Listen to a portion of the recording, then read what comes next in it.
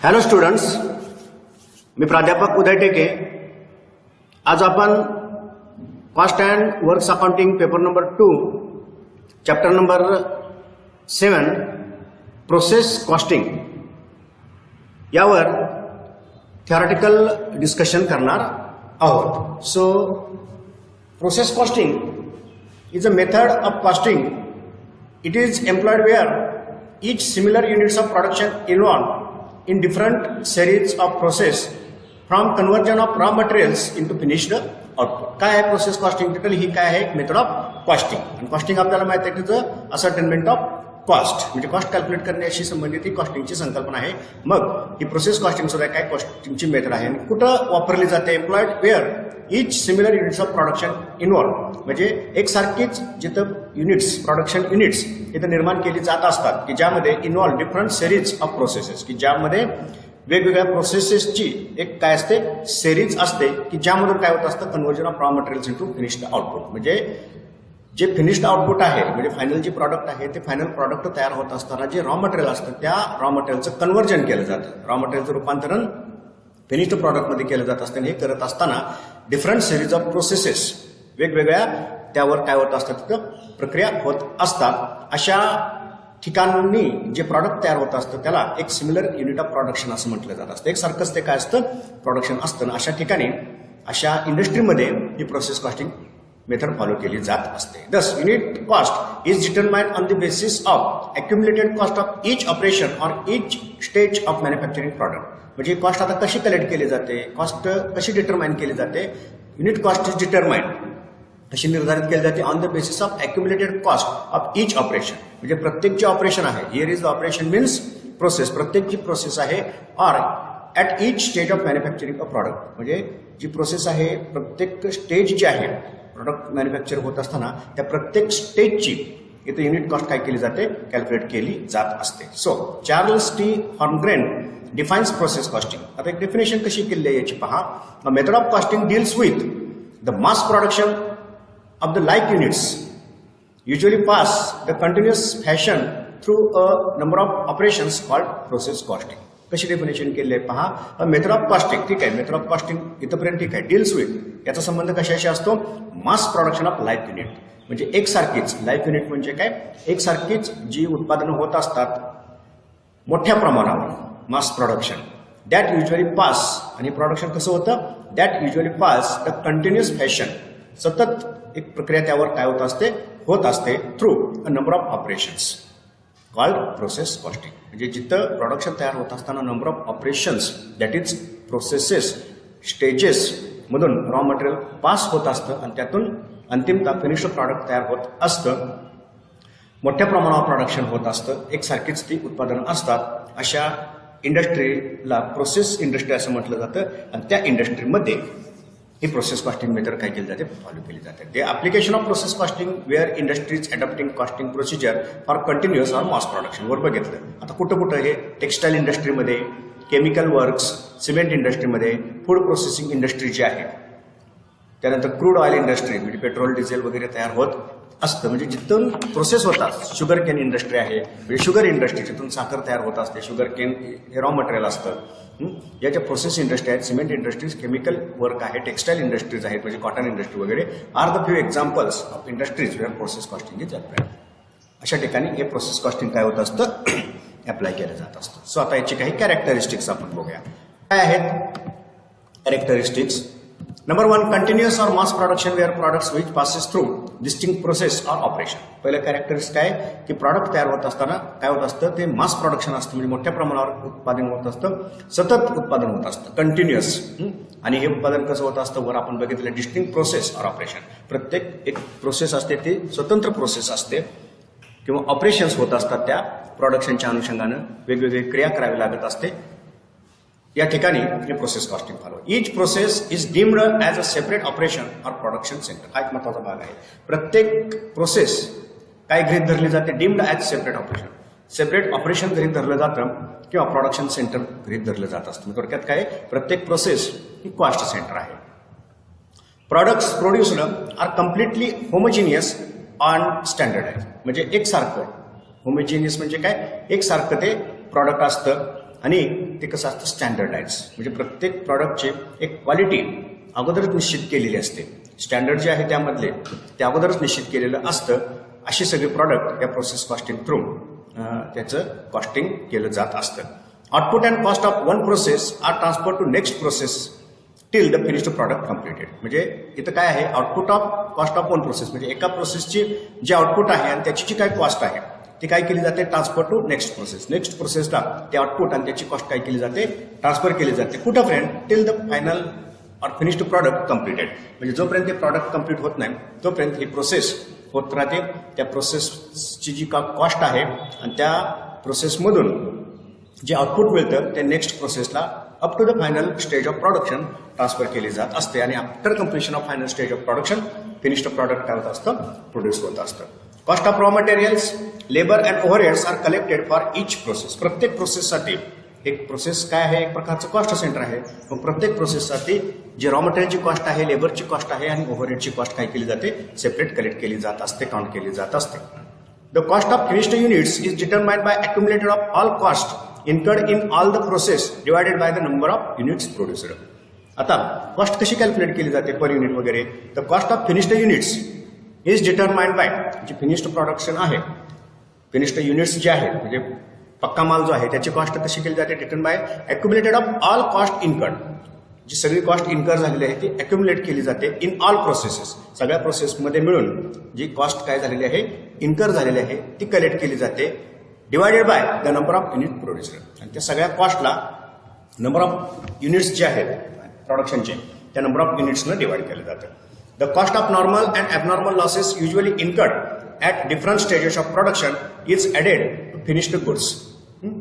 इथं जे normal and abnormal losses आहेत हा एक महत्वाचा भाग आहे या प्रोसेस कॉस्टिंगमधला, त्याची चर्चा आपण करूच. तर त्याची जी कॉस्ट आहे नॉर्मल आणि ॲबनॉर्मल लॉसची usually incurred at different stage of production. प्रत्येक प्रोडक्शन स्टेजला ही कॉस्ट काय केली जाते, इन्कर होत असते, ती शोधली जात असते. Is added finished goods. आणि ही सगळी जी कॉस्ट आहे हा एक प्रकारचा लॉस असतो, फिनिश्ड गुड्समध्ये ते काय केलं जातं, ॲड केलं जात असतं. The interconnected processes make the final output of bye product और जॉईंट प्रॉडक्ट पॉसिबल. हा एक महत्वाचा भाग यामध्ये आहे.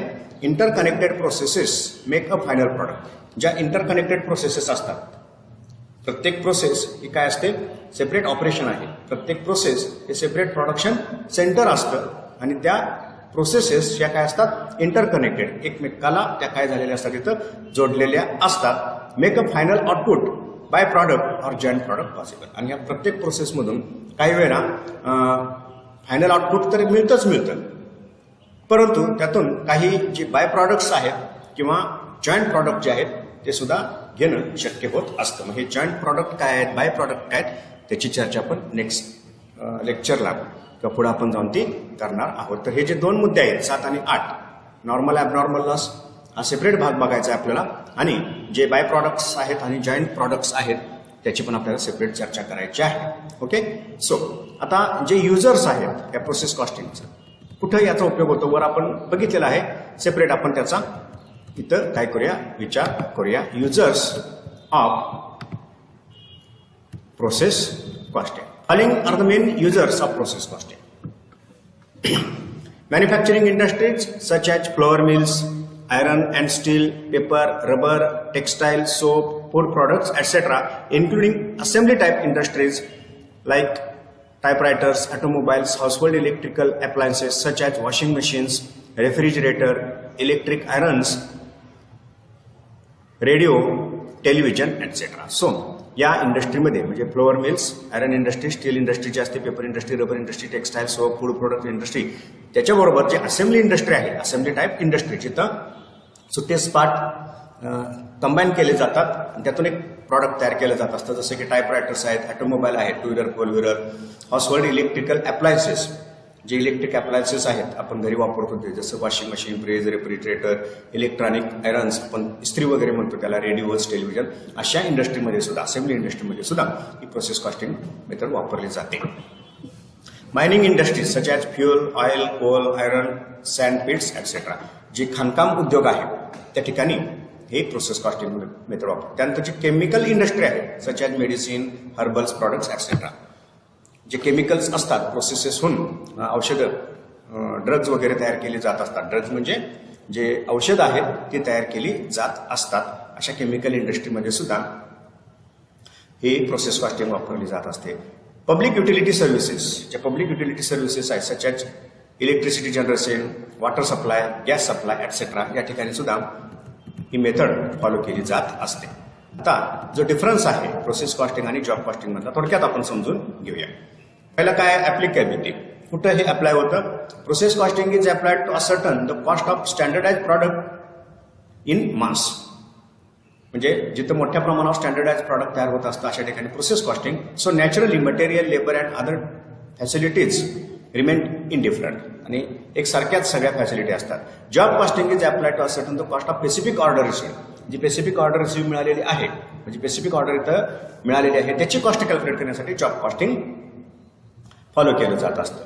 The quality and quantity of material and labour and other facility between job vary. प्रत्येक जॉबनुसार जे क्वालिटी आहे मटेरियलची, लेबरची वगैरे वगैरे काय होत असते इथं बदलत असते, त्यामध्ये व्हेरिएशन्स असतात. म्हणजे अकॉर्डिंग टू जॉब यामध्ये काय असतो, बदल असतो. कशामध्ये, मटेरियल, लेबर अँड अदर फॅसिलिटीमध्ये. कॉस्ट कलेक्शन, कॉस्ट कशी कलेक्ट होते. Process costing accumulate manufacturing cost for departments or processes. Job costing use cost sheet and accumulates manufacturing cost for each job or batch separately. इथं process costing मध्ये काय होतं, accumulate manufacturing cost for departments or process. प्रत्येक प्रोसेससाठी प्रत्येक डिपार्टमेंटची manufacturing cost process कॉस्टिंगमध्ये calculate केली जाते. Job costing which is cost sheet. Job costing काय करतं, कॉस्ट शीट काय केली जाते, प्रत्येक जॉबसाठी स्वतंत्र यूज केली जाते. And accumulate manufacturing cost for each job or batch separately. प्रत्येक जॉबसाठी, प्रत्येक बॅचसाठी स्वतंत्र cost sheet, job cost sheet तयार केली जाते आणि कॉस्ट अक्युमुलेट केली जाते, कॉस्ट कलेक्ट केली जाते. Time period. Process costing has a time frame of certain months or years for which cost are accumulated. एका विशिष्ट अशा पिरियडमध्ये, म्हणजे तो मंथ असेल, इयर असेल, for which cost are accumulated. म्हणजे प्रोसेस कॉस्टिंगमध्ये टाइम फ्रेम काय असणार आहे, एक विशिष्ट पिरियड, 1 महिन्याचा किंवा वर्षाचा, आणि त्या पिरियडमधली ज्या प्रोसेसेस आहेत, जे प्रोडक्शन होत असतात त्याची कॉस्ट अक्युमुलेट होत असते. Job costing has no time frame. Job कॉस्टिंगमध्ये टाइम फ्रेम नसतं. It ends after completion of particular job. तो जॉब संपला, ऑटोमॅटिकली कॉस्टिंग मेथड काय होत असते, त्याचं काम त्या जॉब पुरतं मर्यादित असतं, त्यामुळे टाइम फ्रेम नसतो. तो जॉब कंप्लीट झाला, हेच काय असणार आहे, टाइम फ्रेम असणार आहे. So that cost are accumulated for each job. प्रत्येक जॉबसाठी कॉस्ट काय केली जाते, अक्युमुलेट केली जात असते. Unit cost ascertainment. Unit cost कशी कॅल्क्युलेट केली जाते. Process costing divides total departmental process cost by the departmental process of output to derive the cost unit. Unit cost काय आहे, प्रोसेस कॉस्टिंगमध्ये डिवाइड्स टोटल जी डिपार्टमेंटल प्रोसेस कॉस्ट आहे, particular प्रोसेसची जी कॉस्ट आहे त्याची टोटल केली जाते बाय डिपार्टमेंटल प्रोसेस आउटपुट. आणि त्या डिपार्टमेंटमधून किंवा त्या प्रोसेसमधून जे आउटपुट मिळालं आहे त्या आउटपुटनं त्या डिपार्टमेंटची प्रोसेस कॉस्ट काय केली जाते, डिवाइड केली जाते, आणि unit cost derive the unit cost, आणि युनिट कॉस्ट काय केली जाते, कॅल्क्युलेट केली जाते. Job costing obtains unit cost by dividing the total cost of the job by the job order unit. आणि जॉब कॉस्टिंगमध्ये काय केलं जातं, generally obtains unit cost by dividing total cost. त्या पर्टिक्युलर जॉबची जी टोटल कॉस्ट आहे त्या जॉबची टोटल कॉस्ट काय केली जाते, कॅल्क्युलेट केली जाते. हीच त्याची काय असते, पर युनिट कॉस्ट पण असते. जर नंबर ऑफ युनिट्स असतील त्या जॉबमध्ये तर त्या नंबर ऑफ युनिट्सनं त्याला डिवाइड केलं जाईल. आता याचे काय ॲडव्हान्टेजेस आहेत. Determination of the cost of process and unit cost is possible at short intervals. इथं काय शक्य होतं, जे कॉस्ट ऑफ प्रोसेस आहे किंवा unit cost is possible at short intervals. म्हणजे एका शॉर्ट इंटरव्हल्सनं, आता हे महिन्याची महिना हा टाइम फ्रेम असेल किंवा 1 वर्ष टाइम फ्रेम असेल, तर त्या पिरियडमध्ये जे युनिट्स तयार होत असतात 1 दिवसामध्ये, 2 दिवसामध्ये, त्या युनिट्सला डोळ्यासमोर ठेवून काय केली जाते, कॉस्ट जे आहे unit cost, process cost calculate केली जाते. Effective cost control is possible. जो कॉस्ट कंट्रोल आहे इफेक्टिव्ह, तो यामधून पॉसिबल होत असतं. कारण प्रत्येक प्रोसेसला स्वतंत्र फोरमन असतो, स्वतंत्र लेबर्स असतात, स्वतंत्र सुपरवायझरची टीम असते. त्यामुळं cost control, effective cost control इथं शक्य होत असतं. Computation of average cost is easier because the products produced are homogeneous. जे ॲव्हरेज कॉस्ट आहे, सरासरी जे खर्च आपण म्हणतो ते कॅल्क्युलेट करणं इथं प्रोसेस कॉस्टिंगमध्ये शक्य होत असतं, सोपं असतं. का, प्रॉडक्ट्स आर होमोजिनियस. एकसारखेच काय असतात युनिट्स असतात. It ensures correct valuation of opening and closing stock of work in progress in each process. So प्रत्येक प्रोसेसमधलं जे वर्क इन प्रोग्रेस आहे त्याचं जे व्हॅल्युएशन आहे, मटेरियल असतं, लेबर असतं, ओव्हरहेड्स असतात त्या प्रोसेसचे, ते ॲड करून इथं वर्क इन प्रोग्रेसचं व्हॅल्युएशन करणं, ओपनिंग स्टॉकचं व्हॅल्युएशन करणं काय होत असतं, म्हणजे opening and closing stock of work in progress जे इन प्रोसेस मटेरियल आहे त्याचं व्हॅल्युएशन शक्य होत असतं. It is simple to operate and involve less expenditure. Process costing हे काय मानली जाते, सिम्पल आणि लेस एक्सपेन्सिव्ह मानली जाते. ओके, देन याचे काही लिमिटेशन्स किंवा disadvantages. Computation of average cost does not give the true picture because cost are obtained on historical basis. हे प्रोसेस कॉस्टिंगमध्ये हिस्टॉरिकल कॉस्ट असते, त्यामुळं जे ॲव्हरेज कॉस्ट आहे does not give true picture. त्यामुळे कॉस्ट कॅल्क्युलेट केली जात असते किंवा जे ॲव्हरेज कॉस्ट असते ते एक ट्रू पिक्चर, खरं सत्य परिस्थिती आहे कॉस्टची, ते आपण इथं म्हणू शकत नाही. Operational weakness and inefficiencies on processes can be concealed. So जे विकनेसेस आहेत operational and inefficiencies on processes can be concealed. Okay, then it becomes more difficult apportionment of joint cost when more than one type of product manufacture. समजा एकापेक्षा अनेक product process costing through किंवा process through manufacturing होत असतील, म्हणजे थोडक्यात काय, त्याची जी जॉईंट कॉस्ट आहे त्याचं जे अपॉर्शनमेंट आहे, वितरण, डिस्ट्रीब्युशन, हे काय होत असते तर मग डिफिकल्ट होऊ शकते. हे अपॉर्शनमेंट कसं करायचं जॉईंट कॉस्टचं. Then valuation of work in progress is done on estimated basis. It leads to inaccuracies in total cost. So हे जे व्हॅल्युएशन आहे वर्क इन प्रोग्रेसचं वर आपण बघितलं की हे शक्य होतं, पण यामध्ये प्रॉब्लेम काय आहे, एस्टिमेटेड बेसिस कशाच्या तरी आधारे हे व्हॅल्युएशन होत असतं, त्यामुळे it leads to inaccuracies in total cost. त्यामुळं टोटल कॉस्टमध्ये इनॲक्युरेसी, अचूकता असेलच असं आपण म्हणू शकत नाही. It is difficult to measure the performance of individual worker and supervisor. So जे इंडिव्हिज्युअल वर्कर्स आहेत किंवा जे सुपरवायझर्स आहेत त्यांचा जो परफॉर्मन्स आहे वैयक्तिक, तो इथं मोजणं डिफिकल्ट असतं, होऊ शकतं. आता ही प्रोसेस कॉस्ट कशी कॅल्क्युलेट केली जाते. So generally process cost calculate करत असताना कॉस्ट शीट तयार केली जात नाही, तर एक अकाउंट तयार केलं जातं, त्याला प्रोसेस अकाउंट असं म्हटलं जातं. For each and every process, प्रत्येक प्रोसेससाठी स्वतंत्र प्रोसेस अकाउंट तयार केलं जातं. जेवढ्या प्रोसेसेस असतील, 5 असतील तर 5 अकाउंट, 10 असतील तर 10 अकाउंट, प्रत्येक प्रोसेससाठी अकाउंट तयार केलं जात असतं. सो हे कसं तयार केलं जातं, for each process and individual process account is prepared. मी सांगितलं तुम्हाला प्रत्येक प्रोसेससाठी स्वतंत्र अकाउंट तयार केलं जाईल. Each process of production is stated as listing cost centre. हे पण आपण वर बघितलं आहे. प्रत्येक प्रोसेस ही काय असते, एक स्वतंत्र कॉस्ट सेंटर म्हणून विचारात घेतली जात असते. So items on the debit side of process account. So प्रत्येक प्रोसेस अकाउंटला डेबिटला काय किंवा कोणते आयटम्स येतात, each process account is debited with number 1 cost of material use in that process. प्रत्येक प्रोसेससाठी जे मटेरियल यूज केलं त्याची cost, cost of labour incurred in that process, जे लेबर एंगेज आहे त्या प्रोसेसमधली त्याची cost, direct expenses incurred in that process, त्या प्रोसेससाठी जे डायरेक्ट एक्सपेन्सेस इन्कर झालेले आहेत, पे झालेले आहेत ते expenses, overheads charge to that process on some pre determined rate. जो प्री डिटरमाइंड रेट आहे त्याच्या आधारे जे ओव्हरहेड कॅल्क्युलेट होतात पर्टिक्युलर प्रोसेससाठी ते चार्ज केले जात असतात. Cost of rectification of normal defective, काही वेळेला प्रोसेसमध्ये डिफेक्ट्स तयार होत असतात, डिफेक्टिव्ह मटेरियल तयार होत असतं, ते दुरुस्त करावं लागतं, त्याची cost. Cost of abnormal gain, जो ॲबनॉर्मल गेन झालेला आहे तो आपण पुढे बघूच. If any arise in that process, so त्याची जी कॉस्ट आहे ती डेबिट टाकली जात असते. ओके, देन क्रेडिट साईडला काय येत असतं, scrap value of normal loss. Normal loss जो आहे त्याची जी काही स्क्रॅप व्हॅल्यू आहे, if any occurs in that process, जर स्क्रॅप असेल ते रिअलाइज झालेलं असेल तर ती व्हॅल्यू प्रोसेस कॉस्टला, अकाउंटला क्रेडिट केली जाते.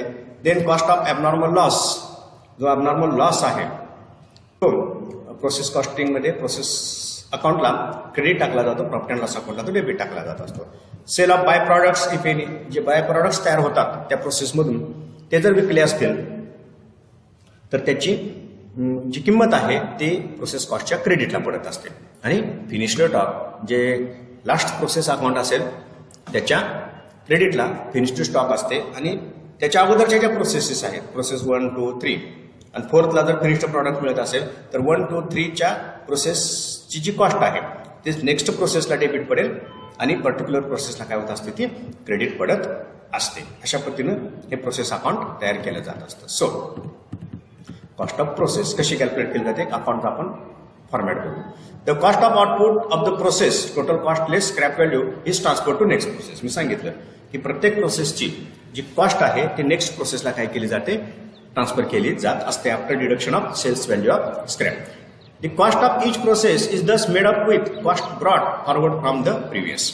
म्हणजे प्रत्येक प्रोसेसची कॉस्ट जी आहे ती जी प्रिव्हियस प्रोसेस आहे त्याच्या कॉस्टमध्ये ती ट्रान्सफर होऊन पर्टिक्युलर प्रोसेसची कॉस्ट काय होत असते तयार होत असते. म्हणजे नंबर 1 प्रोसेसची कॉस्ट सेकंड प्रोसेसला नंबर 2 प्रोसेसला ट्रान्सफर होईल आणि त्यामध्ये जे पुन्हा एक्सपेन्सेस इन्कर होतील पर्टिक्युलर प्रोसेसचे ते ऍड होत जातील. Okay. Process and net cost of material यामध्ये काय होईल मग प्रत्येक process from previous process and net cost of material म्हणजे पाठीमागल्या प्रोसेसची cost plus cost of material labour and overhead added in that process after reducing the sale value of scrap.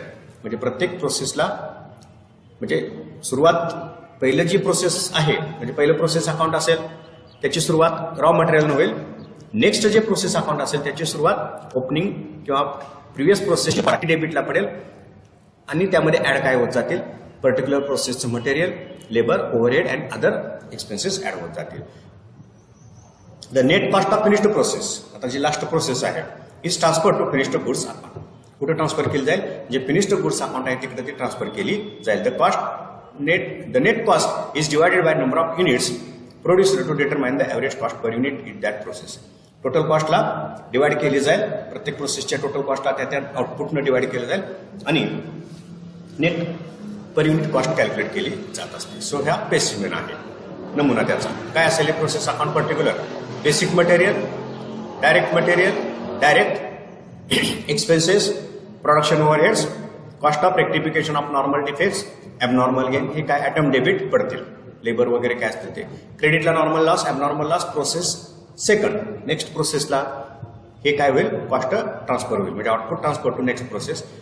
त्यानंतर by process first stock account म्हणजे क्रेडिटला काय असेल normal loss abnormal loss आणि तुम्ही काय करणार आहात जे सेकंड प्रोसेस आहे तिकडं म्हणजे त्या प्रोसेसला ही सगळी कॉस्ट म्हणजे जे आउटपुट आहे ते काय करणार आहे तर ट्रान्सफर करणार. आणि नेक्स्ट काय असेल bye process first stock account म्हणजे याच्या अगोदरची जी काय प्रोसेस असेल त्याचा जो स्टॉक आहे सहसा हा ॲटम आपल्या लेवलला येत नाही. जनरली